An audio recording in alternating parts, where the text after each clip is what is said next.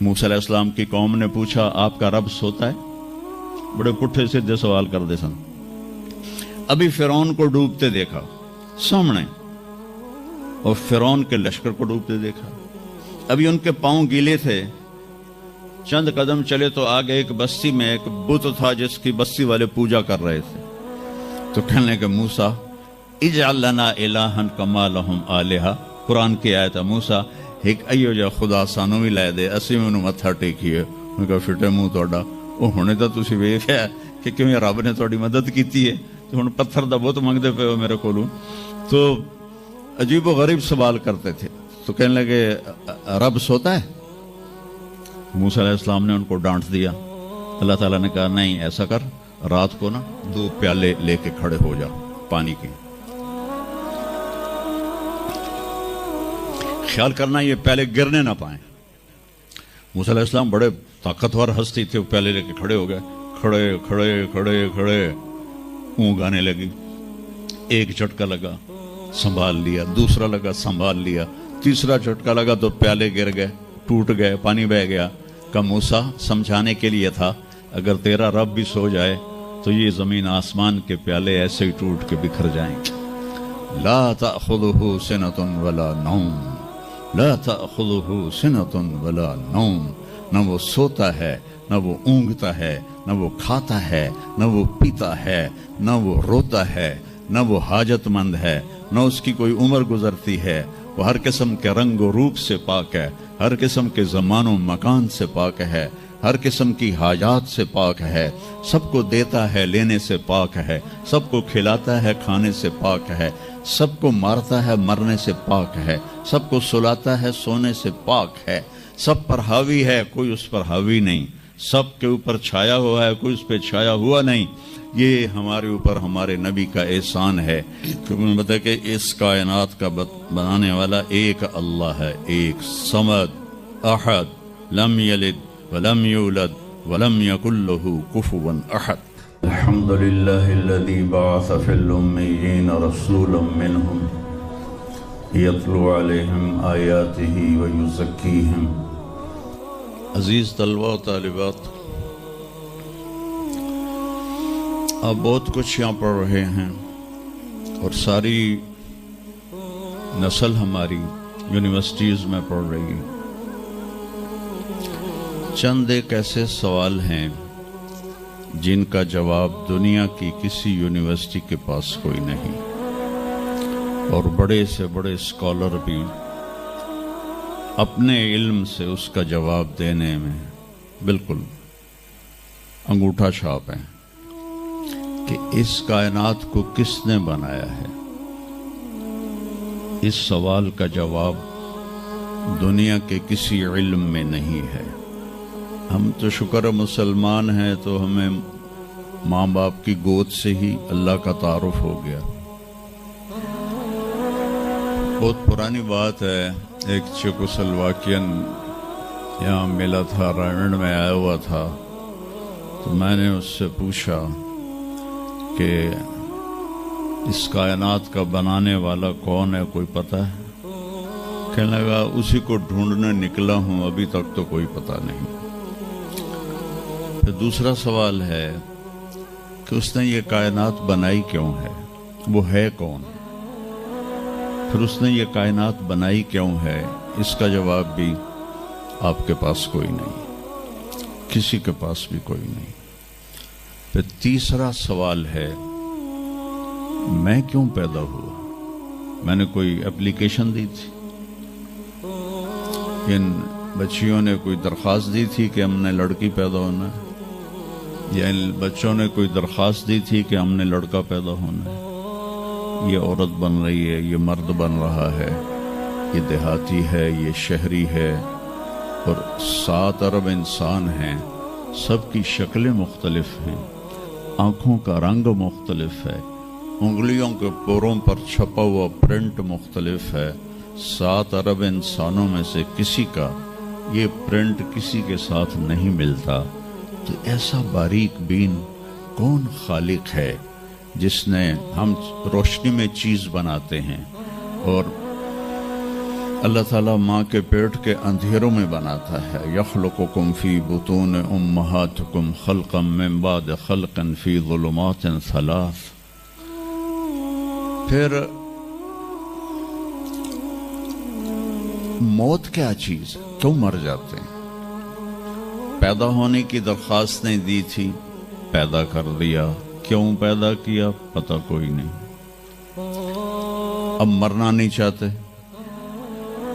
لیکن دائیں بائیں موت کے حملے ہو رہے ہیں. ایک دن مجھ پر بھی ہو جائے گا، آپ پر بھی ہو جائے گا، اور ہم ایک ماضی کی بھولی بسری داستان بن جائیں گے.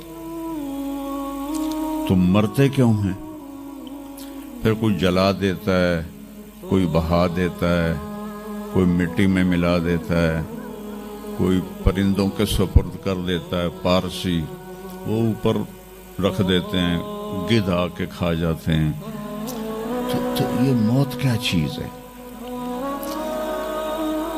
تھوڑا شروع میں میڈیکل میں نے شروع کیا تھا، تو پھر اللہ نے میرا راستہ بدل دیا. تو موت کیا چیز ہے؟ میڈیکل سائنس میں اس کے 200 جواب ہیں، 200، اور ایک بھی صحیح نہیں، سارے غلط، کیونکہ وہ انسانی عقل سے ہیں تو نہیں پہنچ سکتے. پھر موت کے بعد کچھ ہے یا مر گیا اور مٹی ہو گئے؟ یہ چند سوال میں نے آپ کے سامنے رکھے ہیں، اور پوری دنیا کے انسانوں کو چیلنج ہے کہ اپنے علم سے جواب دو. کسی کے پاس اس کا جواب کوئی. نیوٹن نے یہ کہا تھا کہ اس کائنات کو 4 فورسز چلا رہی ہیں. عبدالسلام نے، پاکستانی سائنسدان اور 2 امریکن سائنسدان، 1976 میں یہ ثابت کیا کہ اس کائنات کو 4 نہیں 3 طاقتیں چلا رہی ہیں. اسٹیفن ہاکنگ نے چند سال پہلے یہ ثابت کیا کہ اس کائنات کو ایک طاقت چلا رہی ہے. اس سے پوچھا گیا وہ اللہ ہے؟ کہنے لگا نہیں، وہ اللہ نہیں ہے. اس کے پاس وحی کا علم نہیں تھا، تو وہ اتنا ہی اندھا ہے جتنا ایک ان پڑھ اندھا ہے. تو اس سے پوچھا گیا کیوں؟ تو کہنے لگا پھر سائنس کی ترقی رک جائے گی اگر اللہ کو مان لیا جائے. تو یہ وہ سوال ہیں جن کو جواب ڈھونڈتے ڈھونڈتے عمر گزر جائے گی، آپ ڈھونڈ نہ پاؤ گے. اس لیے ایک بہت بڑا طبقہ ہے جو کہتا ہے اللہ ہے ہی کوئی نہیں، یہ سب کچھ آپ پہ ہی بن گیا ہے، اپنے آپ ہی بن گیا. عبد الخالق صاحب نے تو کچھ بھی نہیں کیا، مستریوں نے بھی کچھ نہیں کیا، یہ ہال اپنے آپ ہی کھڑا ہو گیا، اور کرسیاں بھی اپنے آپ بچھ گئیں.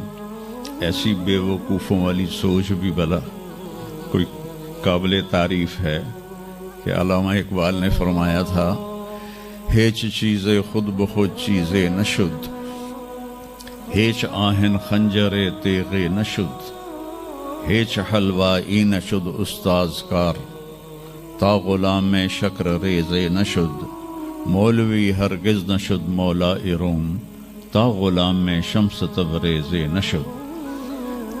اسی دہریت کو، ایتھیسٹ کو یہ ایڈریس کیا ہے کہ کوئی چیز خود بخود نہیں بنتی. کبھی دیکھا ہے کہ ہیچ آہن خنجر تیغ نشد، لوہے کا ٹکڑا پڑا ہو اور 1000 سال کے بعد وہ اچانک تلوار میں تبدیل ہو گیا ہو، چھری میں تبدیل ہو گیا ہو، خنجر میں تبدیل ہو گیا ہو؟ کبھی دیکھا ہے؟ نہیں ہوتا ایسے. کوئی حلوائی اس وقت تک مٹھائی بنا نہیں سکتا جب تک کسی استاد کے پاس بیٹھ کر لڈو کو گول کرنا نہ سیکھے. اور مولوی روم، مولانا روم نہیں بن سکتے جب تک شمس تبریز جیسی شخصیت کی صحبت حاصل نہ ہو. میں دونوں کے مزار پہ گیا ہوں، ترکی میں پونیا میں دونوں حضرات دفن ہیں، پیر بھی مرید بھی. مولانا روم کو آج شاید کوئی دھرتی پہ جانتا بھی نہ، اور میں اس یونیورسٹی میں ان کا نام بھی نہ لیتا۔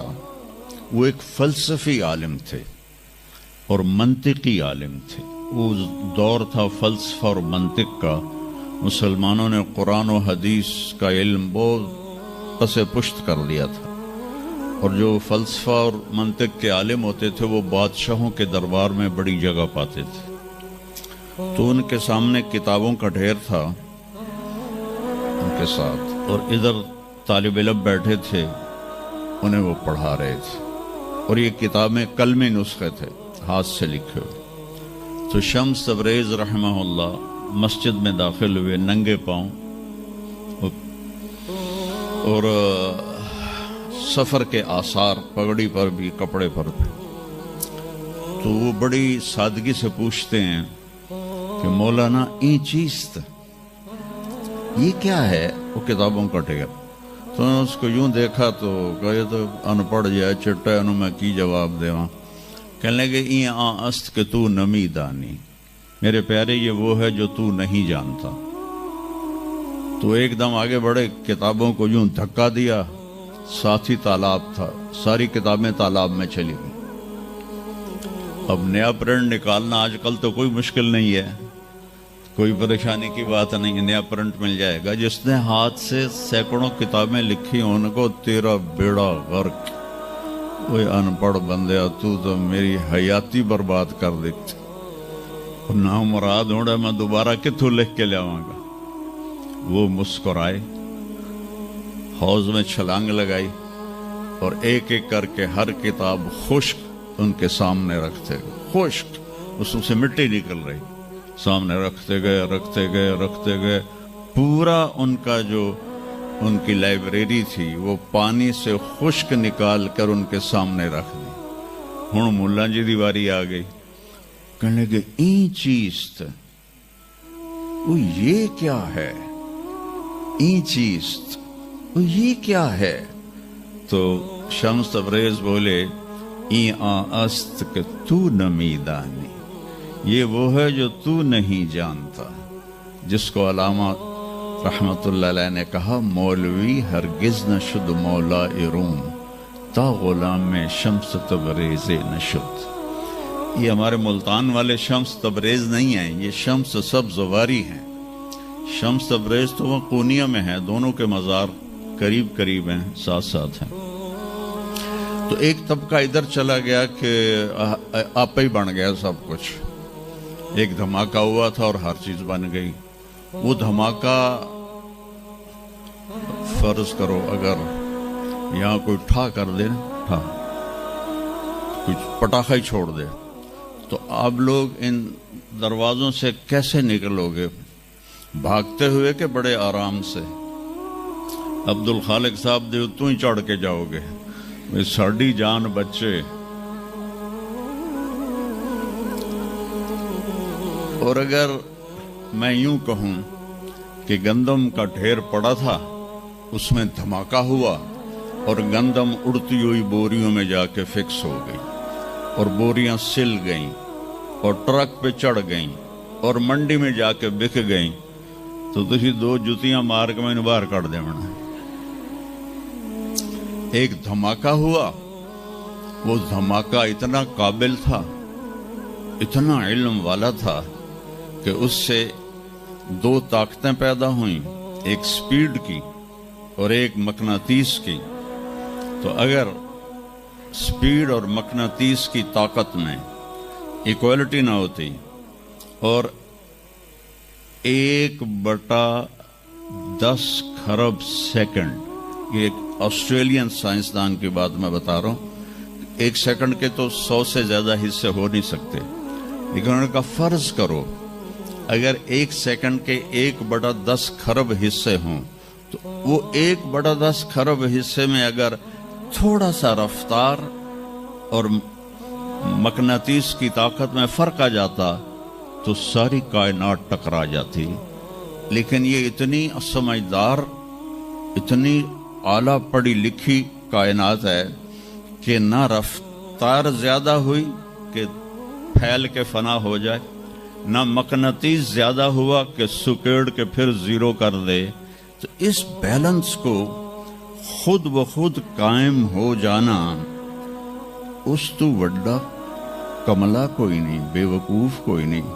جو کہتا سورج کا بھی ایک سسٹم بن گیا، چاند کا بھی بن گیا، گلیکسی کا بھی بن گیا، اور اپنا آپ چلے جا رہے ہیں چلے جا رہے ہیں چلے جا رہے ہیں. ایسے ہی رہیں گے، ہمیشہ رہیں گے. کچھ کہتے ہیں فنا ہو جائیں گے. یہاں انسان جاہل ہے. اس جہالت کو دور کرنا سب سے پہلا علم ہے. اگر مرتے ہوئے مجھے پتا چلا کہ یہاں تو معاملہ کچھ اور ہے، جو لوٹ آئیں تو کچھ کہنا نہیں، بس دیکھنا انہیں غور سے جنہیں راستوں میں خبر ہوئی کہ یہ راستہ کوئی اور تھا. چلتے چلتے پتا چلا کہ ہم تو کہاں پہنچ گئے. تو اس وقت تو پھر رب ارجعون کے نعرے قرآن کہہ رہا ہے. کہیں گے رب ارجعون، یا اللہ واپس کر دے، لعلی اعمل صالحا، میں بڑے اچھے کام کروں گا. اللہ نے کہا کلا، اب نہیں ہو سکتا ہے. تو نبی جو آتا ہے 1,24,000 نبی یہ علم لے کر آتے ہیں اور وہ انسانوں کی اس جہالت کو دور کرتے ہیں.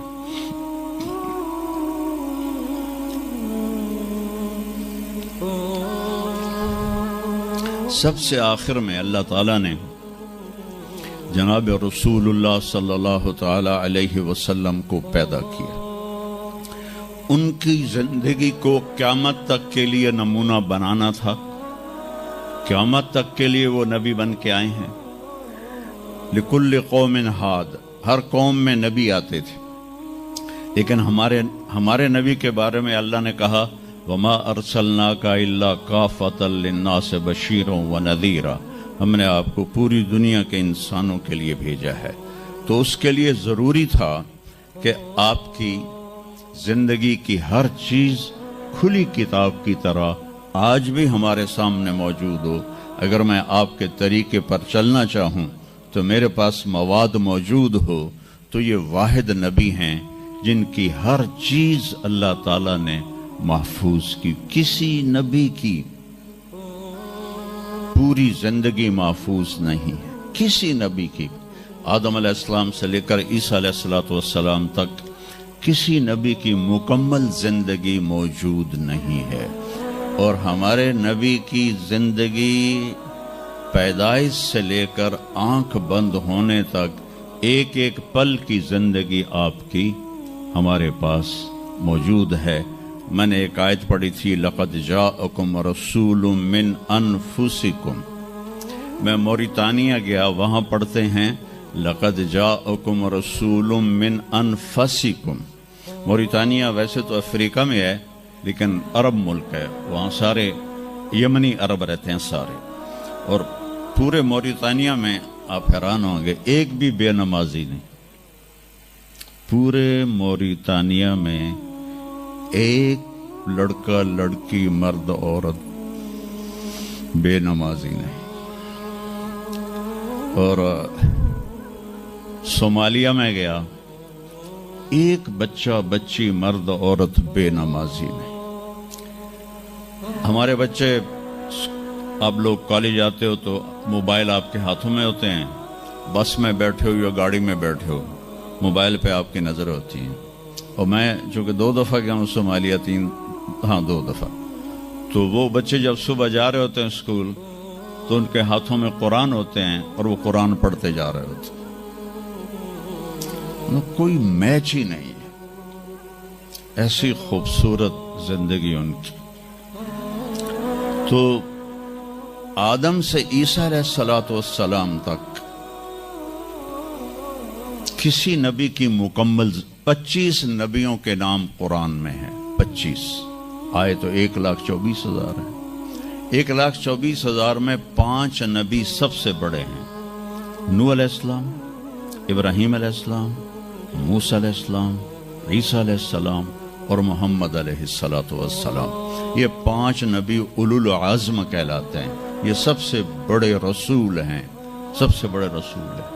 لیکن زندگی صرف ہمارے نبی کی. من انفسکم میں اشارہ ہے آپ کی خاندان، آپ کی خاندانی وجاہت کی طرف کہ آپ بنو ہاشم سے ہیں جو سب سے عالی خاندان ہے، اور آپ کا نسب آدم علیہ السلام تک محفوظ ہے، بے داغ نسب ہے۔ آپ نے فرمایا میں اپنے باپ، جتنے بھی میرے پیچھے باپ ہیں، کسی میرے باپ سے زنا ثابت نہیں ہے، میرے کسی باپ نے زنا نہیں کیا ہے۔ یہ نسل کی حفاظت کا نظام چلایا۔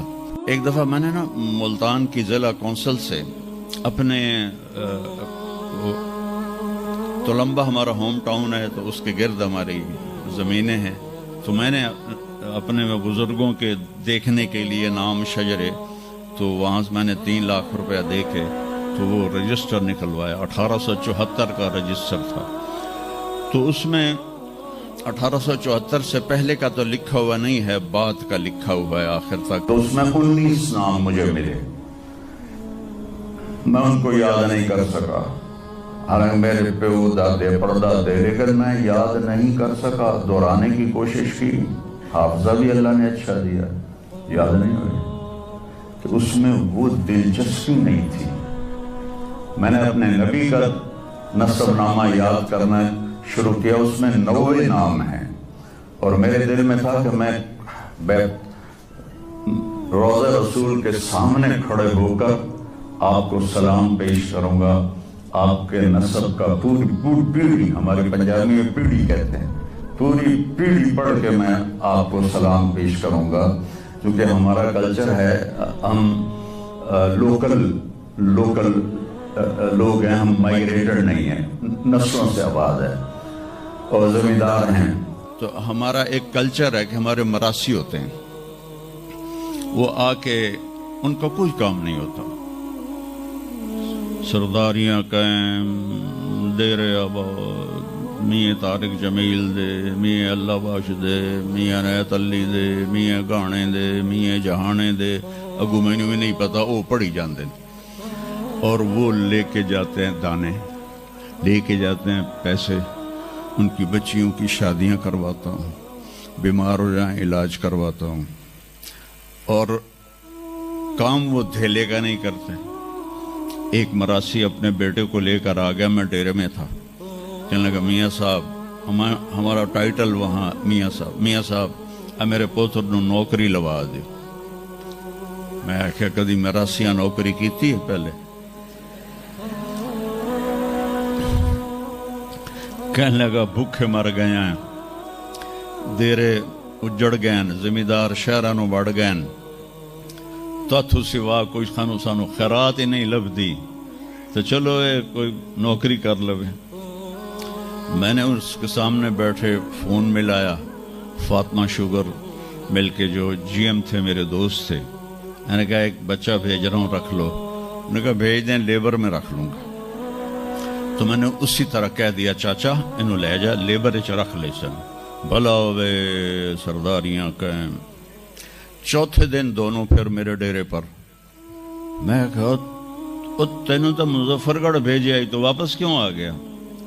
تو اس کا باپ کہتا ہے میاں صاحب میں سمجھا لیبر کوئی وڈا افسر ہوندا ہے، تو میرا پتر افسر ہو سی، انہیں تو بوریاں چوا چوا چوا دی کنڈ بن چھڑی۔